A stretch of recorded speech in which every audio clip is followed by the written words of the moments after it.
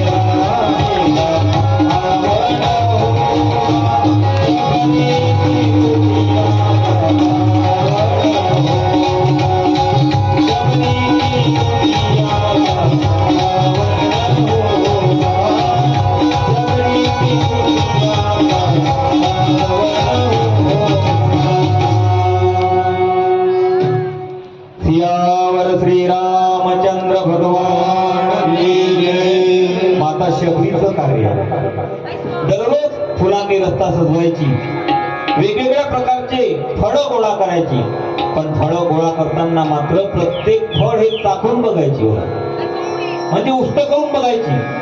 आता भगवंताला उष्ट आवडते का? आवडते का? परंतु तरी सुद्धा भक्तीचा महिमा आहे. भक्ताच्या आवडीनुसार भक्ताने फळं गोळा करावी आणि भक्ताने उष्टे केलेले फळही भगवंतानं खावं. म्हणून तर आपण म्हणतो कोण कहते हे भगवान खाते नाही, माता शबरी के जैसे खिलाते. उष्टे करून सुद्धा भगवंताने बोर ग्रहण केले की नाही, हा भाव आहे, ही भक्ती आहे. आणि त्या भगवंताची वाट आहे की जो भगवंत माझ्यासाठी येणार, माझ्या गुरुवर्यांनी सांगितलं तर नक्की भगवंत येणार ही आस आहे. त्या आशेवर माता शबरी वय होईपर्यंत भगवंताची वाट पाहून राहिली. हे प्रेम आहे. राम आएंगे आएंगे राम आएंगे.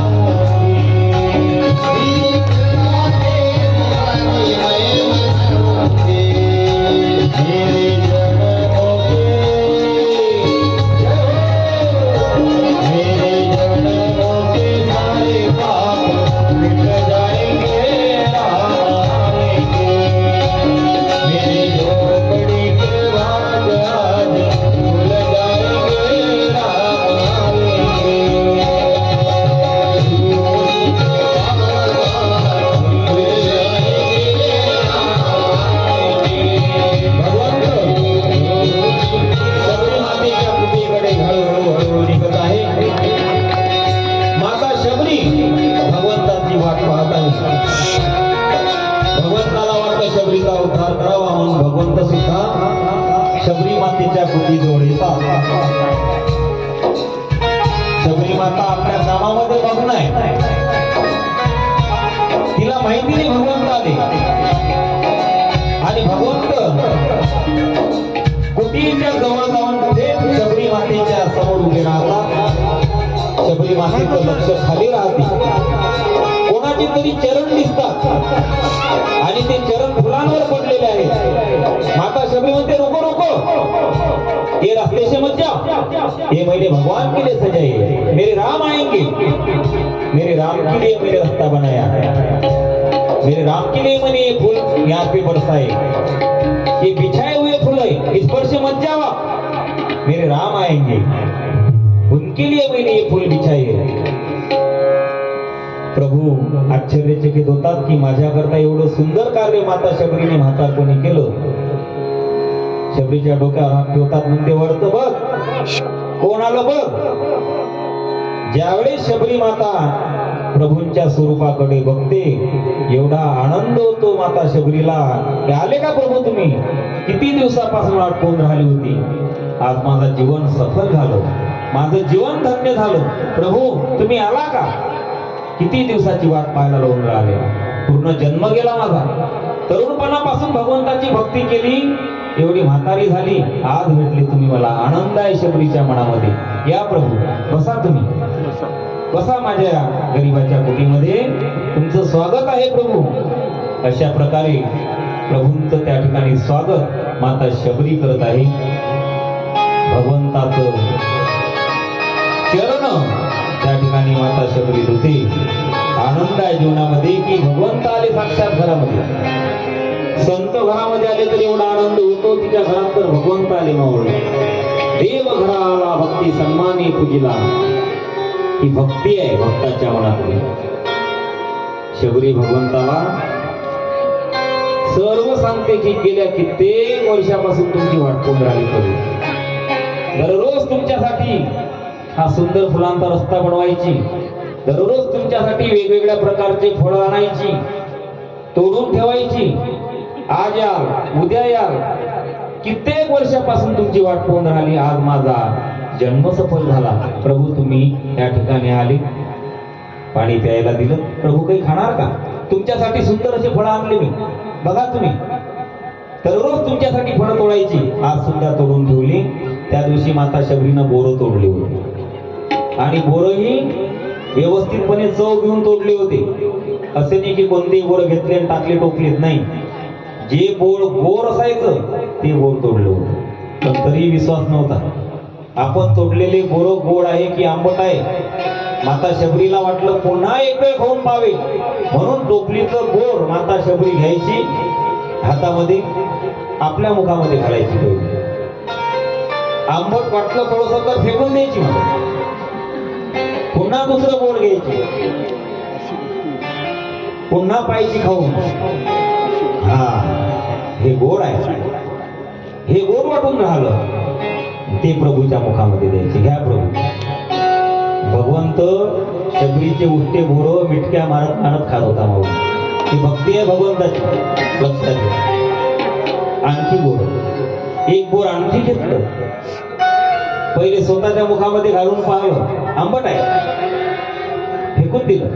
दुसरं घेतलं, आणखी मुखात घातलं, गोड आहे, भगवंताला दिलं. घ्या प्रभू.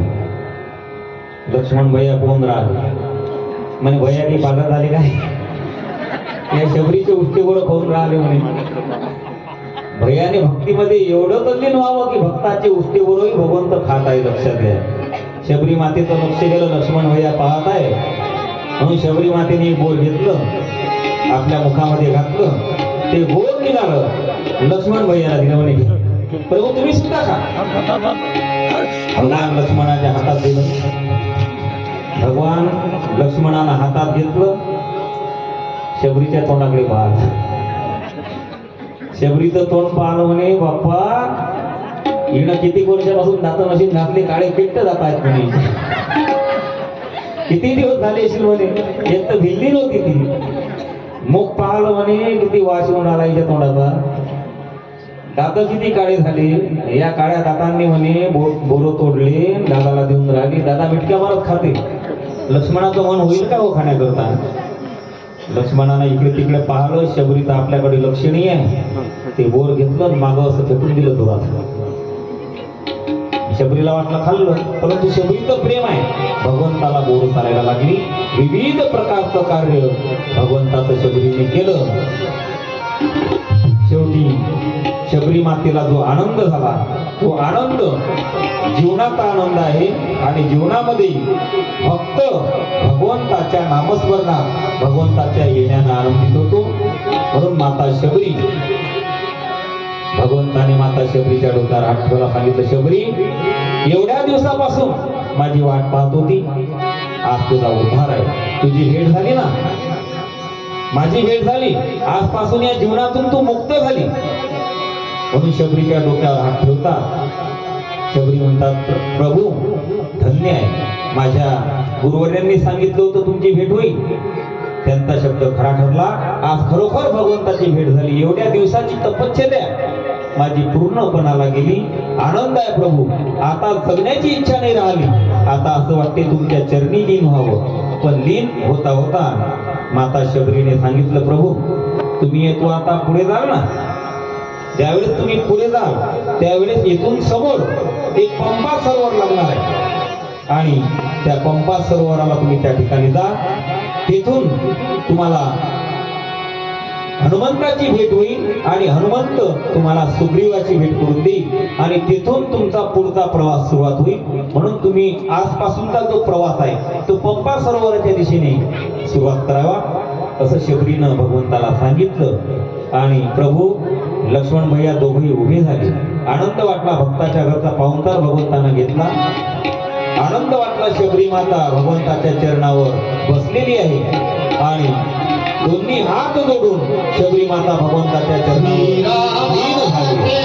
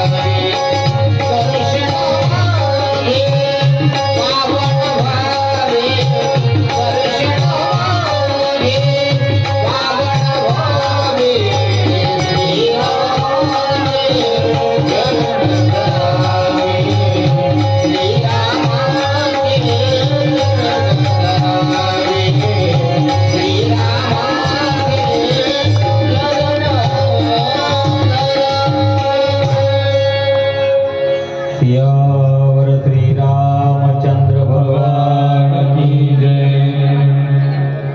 शबरी माता श्री रामचंद्र प्रभूंच्या चरणावर लीन झाली. प्रभूने शबरीला आपल्या हृदयामध्ये जागा दिली आणि शबरी मातेने सांगितल्याप्रमाणे प्रभू श्री रामचंद्र लक्ष्मणजी पंपा सरोवराच्या दिशेने निघालेले आहे.